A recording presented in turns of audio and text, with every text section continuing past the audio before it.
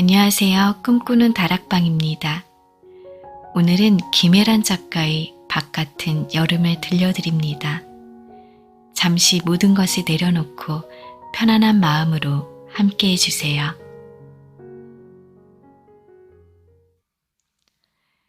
입동. 자정 넘어 아내가 도배를 하자 했다. 지금? 응. 소파에서 주춤대다 그래 하고 일어났다. 아내가 뭔가 먼저 하자는 건 오랜만이 일이었다. 베란다로 가 수납장서 벽지를 꺼냈다. 얼마 전 동네 대형마트에서 산 셀프 도배용 벽지였다. 한 롤에 2만 몇천 원. 폭은 내 어깨 너비만한데 길이가 10m를 넘어 손안에 전해지는 무게가 제법 묵직했다. 도배지를 든 채 설명서를 읽다 왠지 깨름칙한 기분이 들어 곁눈질로 거실 불빛을 봤다.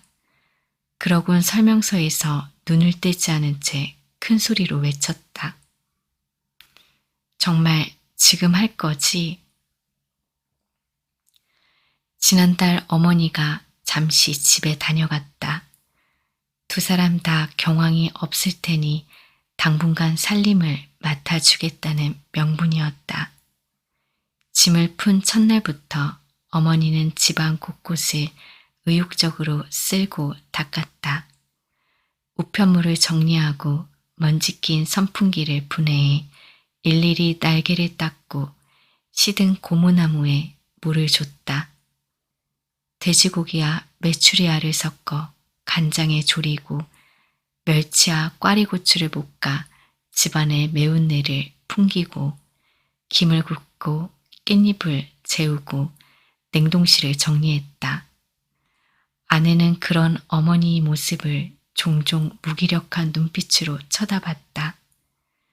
나이 드신 양반이 악이 없는 참견과 잔소리도 묵묵 감내하는 듯했다.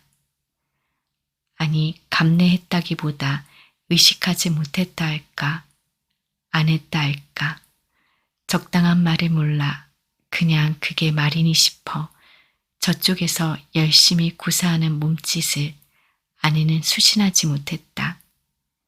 그러기엔 좀 아팠다. 어머니가 우리 집에 오고 열흘쯤 지나서였다. 한밤중 부엌에서 펑 소리가 나 뛰어가 보니 어머니가 검붉은 액체를 뒤집어 쓴 채 바닥에 주저앉아 있었다. 우연히 테러범 옆에 있다 살점과 핏물을 세례받은 양 얼빠진 모습이었다. 어머니 한 손에는 원통형 병 하나가 들려 있었다. 얼마 전 집 앞 어린이집에서 보내온 복분자액이었다. 도로 돌려보낼 생각에 손도 안 대고 방치해 둔 걸 갑자기 뚜껑을 연 바람에 내용물이 폭발하듯 솟구친 모양이었다. 검붉은 액체는 어머니의 흰 네잎뿐 아니라 식탁과 장판, 밥통과 전기 주전자 위로 어지럽게 튀었다. 특히 식탁과 마주한 벽 상태가 심각했는데 산뜻한 올리브색 벽지 가득 검붉은 얼룩이 낭자한 게 마치 누군가 이웃을 모욕하기 위해 일부러 갈겨놓은 낙서 같았다. 아이고, 이거 다 아까워서 어쩐다니? 어머니가 당혹스러운 얼굴로 주위를 둘러봤다. 아니, 나는 그냥 목이 말라서 니들이 통 안 먹길래. 나는 서둘러 어머니를 부축해 일으켜 세웠다. 괜찮아, 엄마? 어디 안 다쳤어? 어머니는 내가 늙어서 주책이다. 이 사람들도 참 사람이 먹을 수 있는 걸 팔아야지. 이러면 어쩐다니. 병에 가스가 찼나 보다는 말을 반복했다. 그러곤 곧장 욕실로 가지 않고 키친타월을 둘둘 풀어 바닥부터 닦았다. 평소 같으면 걸레를 빨았으면 되지 뭐하러 종이를 낭비하느냐 나무랐을 터였다. 놔도 엄마, 내가 할게. 엉거주춤 허리를 숙이며 슬쩍 아내를 봤다. 그렇지 여보, 우리가 하면 되지. 넌지시 동의를 구한 거였다. 그런데 그때까지 내 옆에서 꼼짝 않던 아내가 몹시 나직하고 상스러운 투로 뜻밖의 말을 했다. 아이씨. 어머니가 바닥을 훔치다 말고 고개를 들어 아내를 봤다. 잠시 정적이 흘렀다. 벽면에선 여전히 검붉고 끈끈한 액체가 세로로 긴 자국을 남기며 뚝뚝 흘러내리고 있었다. 아내는 어색해진 분위기 따윈 아랑곳 않고 말을 이었다. 이게 뭐야? 미진아, 그만하라는 뜻으로 지그시 아내의 팔뚝을 잡았다. 그러자 아내는 화를 내는 건지 이해를 구하는 건지 알 수 없는 얼굴로 서글픈 비명을 질렀다. 다 엉망이 돼버렸잖아. 우리가 이곳으로 이사 온 건 작년 봄이다. 분양 면적 24평, 실면적 17평에 지은 20년 된 아파트였다. 요즘 같은 때 빚내서 집 사는 건 다들 미친 짓이라 했지만 경매로 싸게 나온 물건이어서 포기하기 쉽지 않았다.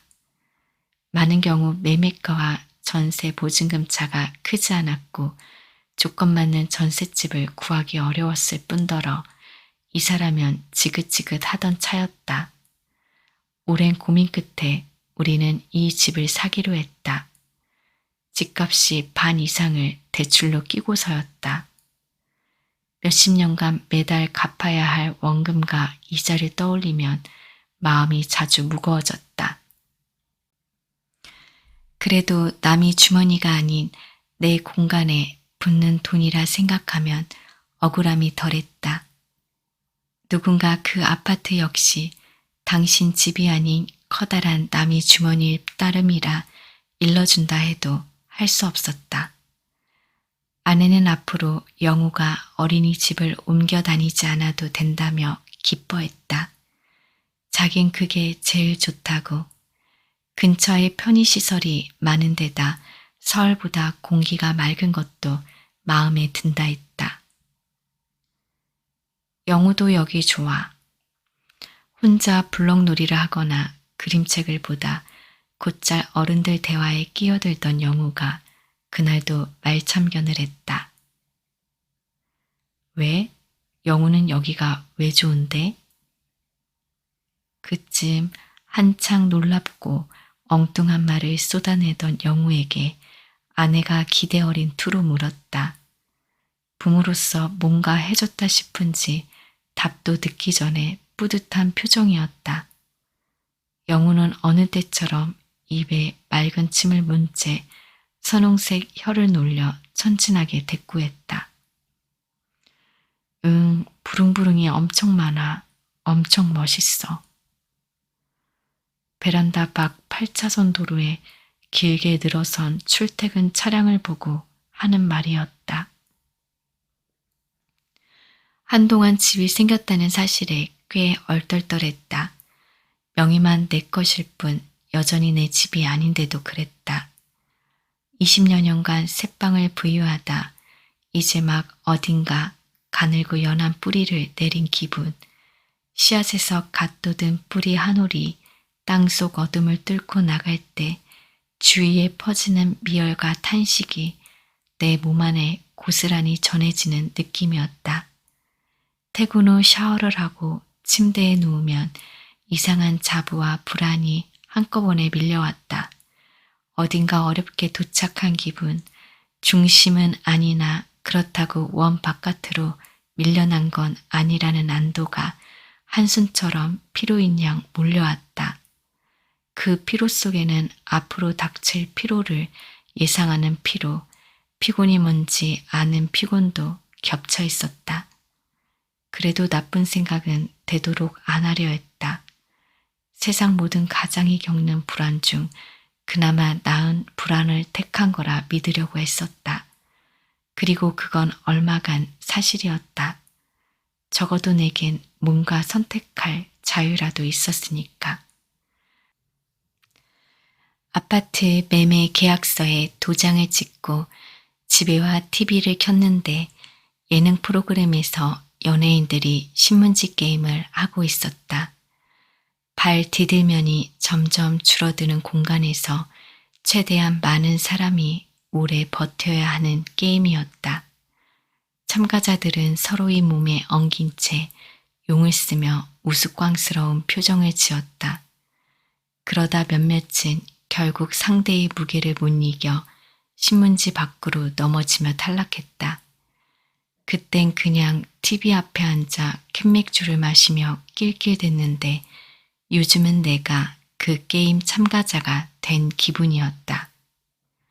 반이 반, 또 반이 반, 크기로 접힌 종이 위에 외발로 선 채 가족을 안고 부들부들 떠는, 그렇지만 결국 살았다고 카메라를 보며 웃는, 대학 동기들은 내게 벌써 집 장만을 했냐며 부러움 섞인 축하를 건넸다.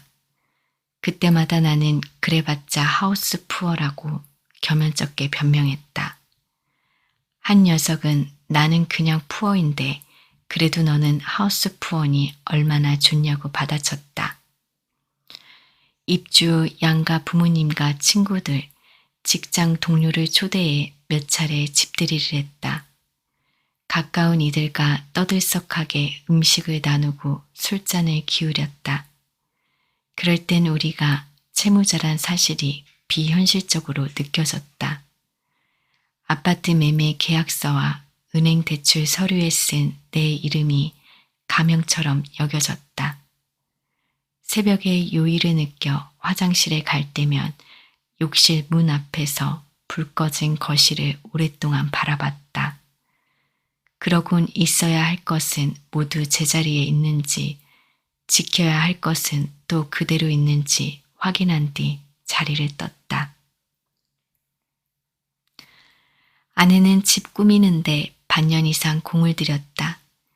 이사 후 틈나는 대로 좁은 집 셀프 인테리어나 가구 리폼, 정보를 살피며 실행에 옮겼다.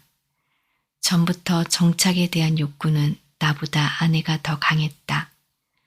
아내는 대학 시절 내내 기숙사에 살았고 졸업 후 한창 학습지 교사로 일할 땐 두꺼운 유 대신 은박 돗자리를 갖고 독서실을 전전했다. 남들은 고기 굽거나 소품 갈대나 펴는 걸 휴대하기 좋고 버리기 쉽다는 이유로 매일 깔고 잔 거였다. 아내는 9급 공무원 시험에 3번 응시에 3번 떨어졌고 공무원이 되는 대신 노량진 공무원 입시학원에서 사무를 받다.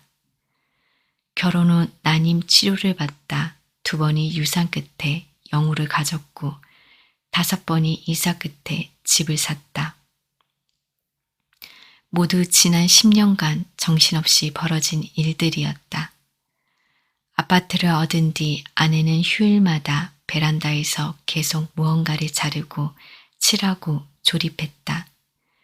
우리가 10년 가까이 쓴 침대와 의자, 식탁과 수납장을 리폼했다.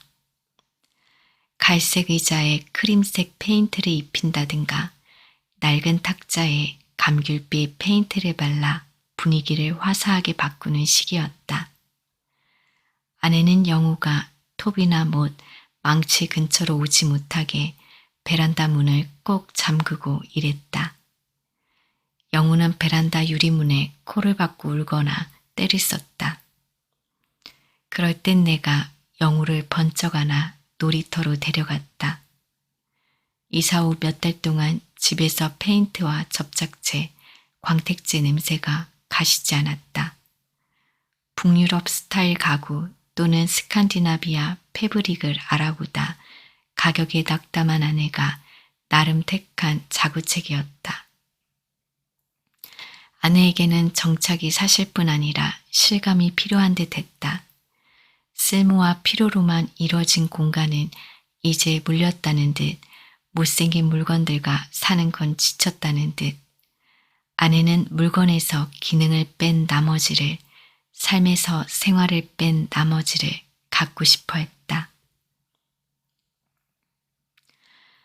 아내가 인테리어에 가장 정성을 쏟은 공간은 단연 거실과 부엌이었다.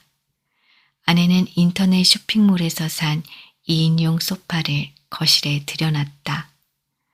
패브릭 소재의 충전재로 건설 폐목재와 마블 스펀지를 쓴 저가 소파였다. 나는 아내의 선택에 토를 달지 않았다. 어쩌다 아내가 의견을 물어오면 나쁘지 않네, 괜찮네, 덤덤하게 대꾸했다. 나 역시 허름한 아파트가 아늑하게 바뀌는 게 싫지 않았고 아내의 밝은 기운을 쐬는 게 좋아서였다. 아내는 소파 옆에 잘생긴 고무나무 한 그루도 들여놨다. 영우가 더 이상 화분이 돌을 빨거나 잎을 뜯어먹지 않아 가능한 일이었다. 아내는 자신이 직접 만든 나무 선반에 러브, 해피니스 같은 영어 단어가 적힌 정확한 용도를 알 수 없는 파스텔톤 깡통을 올려놨다. 한쪽 벽면에는 철사와 앙증맞은 나무 집게를 이용해 빨래 널듯 가족 사진을 전시했고 그러고도 뭔가 허전했는지 나무 위에 새 3마리가 앉은 월 스티커를 붙였다. 부엌과 마주한 작은 방인 영우 방으로 꾸몄다. 영우가 처음 가져보는 자기 공간이었다. 평소 구석에 숨는 걸 좋아하는 영우를 위해 아내는 시장에서 직접 천을 끊어다 인디언 천막을 만들었다. 영우는 아기 때부터 어디든 잘 기어들어가 손가락으로 먼지를 집어들고 바닥에 떨어진 머리카락을 뚫어져라 쳐다보곤 했다. 아내는 영우방 창문에 로보카 폴리가 그려진 롤 스크린을 달고 방문에 기억 니은 디귿 한글 차트를 붙였다. 기억란에는 강아지가 니은 칸에는 나비가 나오는 식이 브로마이드였다. 그쯤 영우는 막 글자를 익히고 있었다. 하지만 공부에 영 소질이 없어서 그런지 아직 어려서 그런지 글씨를 쓰라고 손에 연필이나 크레파스를 쥐어주면 여기저기 형체를 알 수 없는 곡선을 그리며 아내가 애써 청소해 놓은 바닥을 더럽히곤 했다.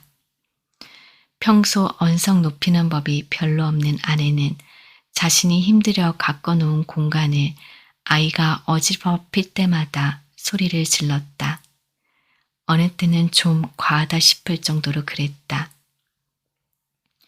영우는 제 엄마의 간섭 따윈 아랑곳 않고 날마다 온갖 사물에 침을 묻히고 그림책을 찍고 음악이 나오면 상체를 좌우로 흔들고 식탁 아래 좁은 공간에 들어가 놀았다. 그리고 가끔은 원뿔형이 인디언 천막에 들어가 종알종알 싱그러운 헛소리를 하다 잠이 들었다. 누구와 싸워도 이길 수 없을 것 같은 얼굴로 가만 들여다보고 있으면 가슴이 저릴 정도로 무고한 얼굴로 잤다. 신기한 건 그렇게 짧은 잠을 청하고도 눈 뜨면 그 사이 살이 오르고 인상이 변해 있다는 거였다. 아이들은 정말 크는 게 아까울 정도로 빨리 자랐다. 그리고 그런 걸 마주한 때라야 비로소 나는 계절이 하는 일과 시간이 맡은 몫을 알 수 있었다. 3월이 하는 일과 7월이 해낸 일을 알 수 있었다. 5월 또는 9월이라도 마찬가지였다. 처음 이 집을 보러 왔을 때 가장 인상적인 건 부엌 벽면이었다. 남루하고 어지러운 세간 사이로 유일하게 아름다움을 주장해 그렇지만 안간 힘을 쓰듯 화사에 눈에 띄었다. 벽면에는 이미 한참 전에 유행한 꽃무늬 벽지가 붙어 있었다. 탐스럽다 못해 징그러운 붉은 튤립이 송이송이 무더기로 박힌 포인트 벽지였다. 흰색 바탕 위론 누런 얼룩과 파리똥인지 뭔지 정체를 알 수 없는 까만 점들이 튀어 있었다. 아내는 까다롭고 엄정한 얼굴로 부엌 벽면을 천천히 뜯어봤다. 그러곤 내가 이 집 주인이라면 단순하고 산뜻한 벽지를 발랐을 거라 속삭였다. 중요한 건 수납과 배치, 배색이라고. 인테리어에 대한 잘못된 이해가 바로 이런 거라며 사뭇 전문가 행세를 했다. 육아며 직장일로 정작 자기는 미용실도 못 가면서 그랬다. 우리 집도 정신없잖아. 아내가 눈을 동그랗게 뜨고 항변했다. 우린 애가 있으니까 그렇지. 살림과 육아에 대해 내가 조금이라도 비난하는 기색을 보이면 아내는 무척 예민하게 굴었다. 이 집도 애가 있었나 본데? 부엌 형광등 스위치에 붙은 라바 스티커를 가리키자 아내가 볼멘 소리를 했다. 우리 집은 여기보다 작잖아. 좁은 집은 아무리 정리해도 표가 안 난다고. 입주 전 아내는 제일 먼저 그 벽부터 손봤다. 동네 인테리어 가게에 들러 부엌과 거실벽은 모두 흰색으로 하되 개수대와 마주한 면은 올리브색 종이를 발라달라 주문했다. 흰색 공간에서 올리브색 벽면은 단연 포인트가 됐다.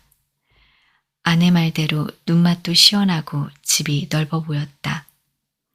아내는 그 벽 아래에 4인용 식탁을 놨다. 무광택 미색 다리에 얇은 감빛 상판을 얹은 따뜻한 느낌의 식탁이었다.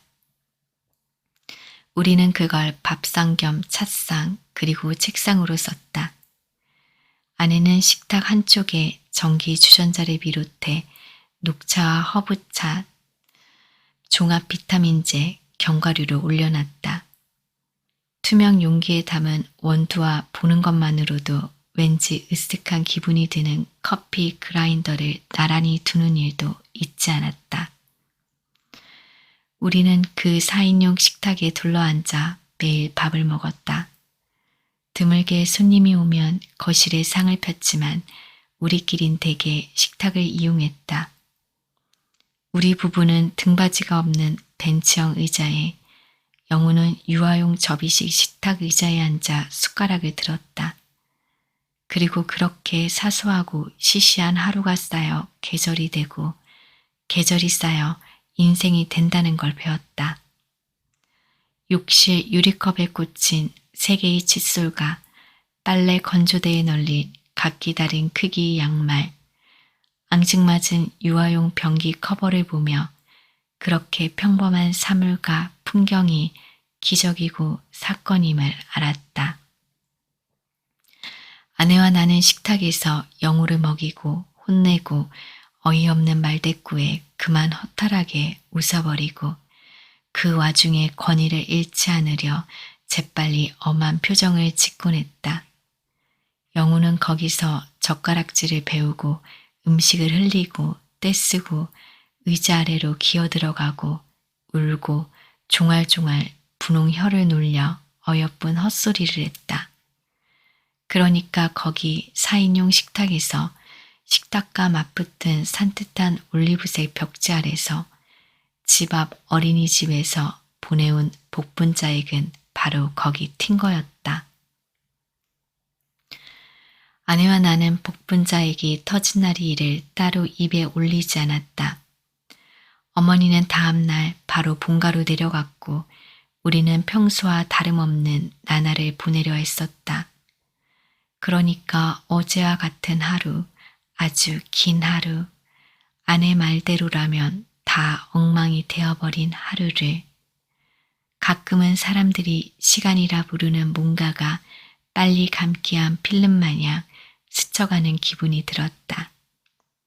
풍경이, 계절이, 세상이 우리만 빼고 자전하는 듯한 점점 그 폭을 좁혀 소용돌이를 만든 뒤 우리 가족을 삼키려는 것처럼 보였다. 꽃이 피고 바람이 부는 이유도 눈이 녹고 새순이 돋는 까닭도 모두 그 때문인 것 같았다. 시간이 누군가를 일방적으로 편드는 듯했다. 지난 봄 우리는 영우를 잃었다. 영우는 후진하는 어린이집 차에 치여 그 자리에서 숨졌다. 52개월. 봄이랄까 여름이란 걸, 가을 또는 겨울이란 걸 5번도 채 보지 못하고였다. 가끔은 열불이 날 만큼 말을 안 듣고 말썽을 피웠지만 딱 그 또래만큼 그랬던 그런 건 어디서 배웠는지 제 부모들 안을 때 고사리 같은 손으로 토닥토닥 등을 두드려 주던 이제 다시는 안아볼 수도 만져볼 수도 없는 아이였다.